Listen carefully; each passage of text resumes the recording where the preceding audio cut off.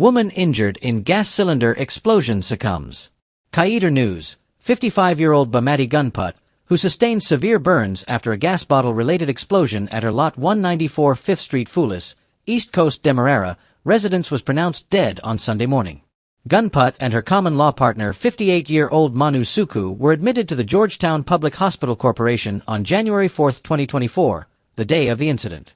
Guyana News was on Sunday informed by Gunput's daughter, Sandeha Gulram, that her mother had passed away. The woman said, "Mommy passed away this morning." She related that she received a call from the hospital on Sunday stating that Gunput passed away around 6:45 HRS at the hospital.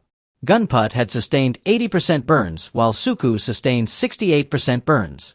Community Safety Alert. Gas Leak Incident. Naomi Angad Ramotar recently shared a concerning experience regarding a gas leak in her home. She recounted that she had purchased a small gas cylinder from a station near Gov't approximately 4 days ago. Typically, she cooks using a fireside, so her stove is not frequently used. However, on the night prior to her post, she noticed a foul odor but initially attributed it to a neighbor's septic tank. This morning, the smell persisted. At around 3 p.m., while preparing a meal for her children, she discovered that her stove wouldn't ignite. After attempting to use a lighter, she realized the gas cylinder was empty but still smelled strongly of gas. Ramotar expressed her relief that she and her 3 daughters were unharmed, emphasizing the potential danger they faced. She urged local gas sellers, including Massey Gas, to inspect their old gas cylinders to prevent similar incidents. Murder investigation. Victoria man chopped to death by brother. A tragic altercation between 2 brothers has resulted in the death of 34-year-old Akeem Prince and the arrest of his 28-year-old brother, Kareem Prince. According to the Guyana Police Force, GPF, the brothers resided in the same household. The incident took place on Sunday morning, between 4 a.m. and 6:30 a.m., during which an argument escalated into violence. Kareem allegedly fatally chopped Akeem in the head with a weapon during the confrontation. The police have confirmed that Kareem Prince is now in custody as the investigation continues. Further details regarding the circumstances of the incident are expected to emerge. Armed robbery. Goldsmith robbed of $7 million worth of jewelry at Peters Hall. Guyana News. On Saturday evening, a 54-year-old goldsmith was the victim of an armed robbery, losing $7 million worth of jewelry. The incident occurred around 5 p.m. at the goldsmith shop, which is attached to his home. At the time, he was working on a 12-carat gold chain and pendant, along with a 12-carat gold band, intended for a customer later that evening. The total weight of the jewelry was 700 pennyweights, valued at approximately $7 million. According to police reports, the goldsmith had left the glass door to his shop slightly open while he worked. This provided an opportunity for 2 unidentified males to enter, both armed with handguns. One of the suspects restrained the goldsmith by tying his hands and feet with zip ties, then placed him under a table. The suspects made off with a gold chain and gold band before fleeing the scene in a white motor vehicle, the license number of which is currently unknown. Authorities processed and photographed the scene, and several residents in the area have been questioned. The investigation is ongoing as police work to identify the suspects and recover the stolen items. Firearm found. 2 arrested in Tucville. Late on Saturday night, police conducting mobile patrols in Tucville received information that led them to investigate between Perry and Saman Streets. At around 11 p.m., officers heard 2 loud explosions resembling gunshots and observed 3 males of African descent fleeing east along the street. The police pursued the suspects and apprehended one identified as Darwin Bennons, a 31-year-old vendor from Meadowbrook Housing Scheme.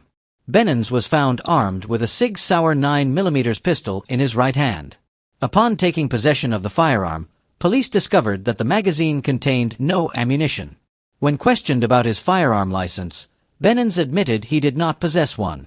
He was subsequently arrested and cautioned regarding the offense. Further searches in the area led to the arrest of another male, Ronald Gilbert, an 18-year-old laborer from Meadowbrook. Police conducted searches at both Bennons and Gilbert's homes but found no illegal items. Both suspects were taken to the East La Penitence police station along with a suspected firearm, which was dusted for fingerprints, but none were found. The firearm has been marked, placed into a transparent evidence bag, sealed, and lodged for ballistics analysis. The 2 suspects remain in custody, assisting with the ongoing investigation. Plantain chip vendor shot, robbed in East Canje. Guyana Times, a 64-year-old Plantain chip vendor from East Canje, Region 6, East Berbice Quarantine, is recovering at the New Amsterdam Hospital after being shot during a robbery at her stall on Rose Hall Canje Public Road. The incident occurred on Thursday evening, between 7:30 p.m. and 8 p.m. The vendor, known only as Janet, was approached by a lone gunman who initially appeared to be a customer. She reported that the man seemed indecisive about making a purchase and even pulled out his phone, pretending to make a call before stepping away from the stall. Suddenly, the man brandished a firearm and demanded Janet's 2 gold bangles. He said, "Give me them bangle, she recalled. Despite her resistance, the attacker struck her in the head with the gun, causing her to fall to the ground. "I feel dizzy, but I try to keep my bearings," Janet explained. While she was down, the robber pulled the bangles off her wrist and shot her in the leg before demanding money. Although she claimed to have none, he took the day's sales from her apron and fled the scene on foot. Police arrived shortly after the incident, but Janet had already been transported to New Amsterdam Hospital for treatment. Authorities are investigating the robbery and searching for the assailant. Government pushing for review of outdated parliamentary rules. Guyana Chronicle. Minister of Parliamentary Affairs and Governance, Gail Teixeira, has announced the government's initiative to review and update outdated parliamentary rules in order to facilitate fair and factual discussions in the National Assembly. During comments made on the sidelines of the 2025 budget presentation, Teixeira highlighted that many of the words currently considered unparliamentary were derived from the British House of Commons before Guyana gained independence. She noted that some of these terms are unfamiliar to the younger generation, stating, "Many of those words we don't use. Some of us haven't got a clue what those words are." Teixeira's remarks followed a query from opposition parliamentarian Amanza Walton-Desir regarding the prohibition of certain terms, particularly corruption. While acknowledging that direct accusations of corruption may not be appropriate, Teixeira argued that the concept itself should not be banned from discussion. She expressed frustration at being told she was out of order when addressing anti-corruption measures, emphasizing the importance of these discussions. The minister's call for a review of parliamentary language rules comes in the wake of a recent update to the parliamentary dress code, which she described as similarly outdated. Teixeira mentioned the need to formally bring this issue before the Parliamentary Management Committee, stating, "It's not just the word corruption, it's all the other words. Some of them are kind of strange for us now." As Guyana experiences rapid transformation across various sectors, Teixeira stressed the significance of updating the rules to reflect contemporary contexts. On the same day, Speaker of the National Assembly Mansour Nadir issued a strong reminder to parliamentarians about the use of prohibited words and phrases during sessions. He reiterated that he would enforce these rules consistently for both the government and opposition members. "I have again circulated to everyone words and phrases which have not been allowed in our parliament," Nadir stated, confirming that he encountered these terms upon his election in 1992 and continues to uphold the ban. Firearm and ammunition found at Crabwood Creek. An intelligence-led operation conducted on January 18, 2025, resulted in the discovery of a firearm and ammunition during a police raid in Crabwood Creek. The operation, which took place between 10 o'clock and 11:40 a.m., was led by officers from the Fields and Covert Operations Section, assisted by a detective sergeant from the No. 51 police station. During the operation, 37-year-old Ronald Ruganundun, a taxi driver from Lot 61 Crabwood Creek, was intercepted while driving motorcar HD 5184. Upon noticing the police, he attempted to flee, running from east to west while discarding a black object into some bushes. The object was later retrieved and identified as a 9mm pistol, along with 7.32 caliber rounds of ammunition. When cautioned about the offense, Ruganundun claimed, "Julie sent me a picture of the gun, and I went to Mohan supermarket and picked it up from a man." Further investigation led to the arrest of 25-year-old Narunjan Ramel Siraram, a welder residing at Lot 163 Albert Street, No. 79 Village. Siraram revealed that he had been contacted by Mohan, the son of the supermarket owner, to pick up a package at the supermarket. Upon arrival, he met a man on a motorcycle who handed him a box, which he then passed to Ruganundun. The suspected firearm and ammunition have been lodged as evidence, along with $59,950 in cash found on Siraram, which included expired notes from Suriname, Brazil, and the Cayman Islands. Both suspects are currently in custody, and police are actively working to locate Mohan, Julie, and the unidentified man on the motorcycle. Investigations are ongoing. Over 1,200 Re-Migrant applications approved in 4 years. Guyana Chronicle. In a recent announcement following Guyana's largest-ever national budget, the government revealed that it has approved more than 1,200 Re-Migrant applications over the past 4 years. This initiative aims to harness the potential of the Guyanese diaspora and strengthen international ties. Senior Minister in the Office of the President with responsibilities for finance and public service, Dr. Ashney Singh, emphasized the significance of reconnecting with the diaspora during his budget presentation. He noted that the government has made substantial efforts to enhance the Re-Migrant scheme, which is crucial for maximizing the country's human resources. The Guyanese passport now offers more travel opportunities through new visa waivers and better international agreements, Dr. Singh stated. Since the current administration took office in 2020, it has worked to build stronger relationships with countries such as France, the UAE, Qatar, the Dominican Republic, and Belize, facilitating the return of valuable human resources to Guyana. Highlighting the government's commitment to involving the diaspora in national development, Dr. Singh mentioned various initiatives, including the resuscitation of the diaspora unit and stakeholder engagement efforts. He pointed out that these measures have led to increased interest in remigration, resulting in the approval of over 1,200 applications since 2021. In addition to engaging with the diaspora, the government has also focused on strengthening ties with larger nations. Minister Singh underscored the importance of preserving Guyana's sovereignty and territorial integrity, stating that the country's foreign policy is shaped by its security, economic, and trade interests. Recent diplomatic efforts include the opening of a new embassy in Qatar in 2023 and the establishment of diplomatic missions from the UAE, Qatar, the Dominican Republic, and Belize in Guyana.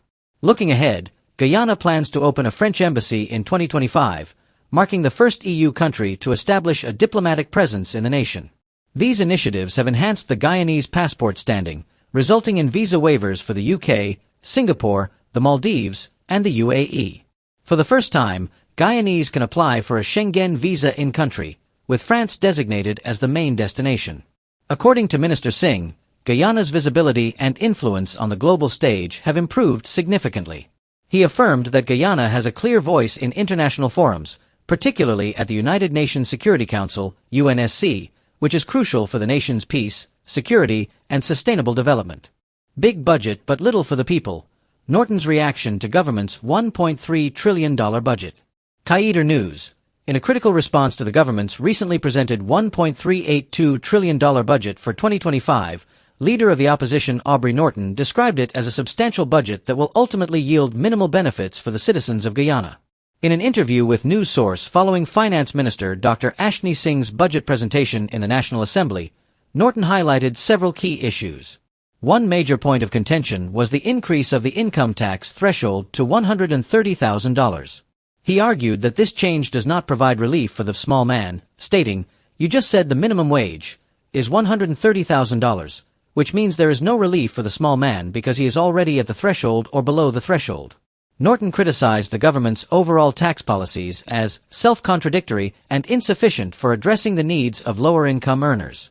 He lamented the unchanged VAT rate, suggesting that a reduction from 14% to 10% would have provided broader relief for the average Guyanese. What that means is that every Guyanese who goes out there and purchases will be spending less because they are paying less VAT, he explained. The opposition leader also scrutinized the proposed one-off $100,000 cash grant for women with newborns, calling it inadequate in covering the actual costs associated with raising a child. "I don't know if they know the hospital bill they pay.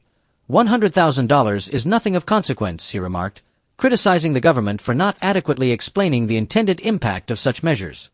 Skeptical of the additional $10,000 per child tax deduction, Norton questioned who truly benefits from such measures, noting that many lower-income individuals would not be paying taxes due to the income threshold. He reiterated the need for significant wage increases, suggesting they should be raised to at least $200,000 to make tax measures meaningful. Regarding the increase in old age pension from $36,000 to $41,000, Norton dismissed it as a joke, arguing that it fails to adequately support pensioners.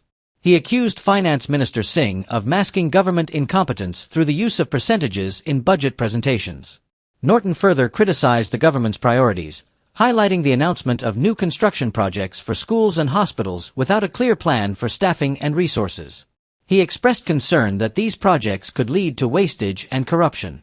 In conclusion, Norton labeled the $1.3 trillion budget as garbage, asserting that it lacks proper planning and prudent management of Guyana's oil resources. State makes application to access bank account of ACP Calvin Brutus. Canje News. Prosecutors have filed an application seeking access to the bank account records of embattled Assistant Commissioner of Police, ACP Calvin Brutus, as part of an ongoing investigation into alleged financial misconduct.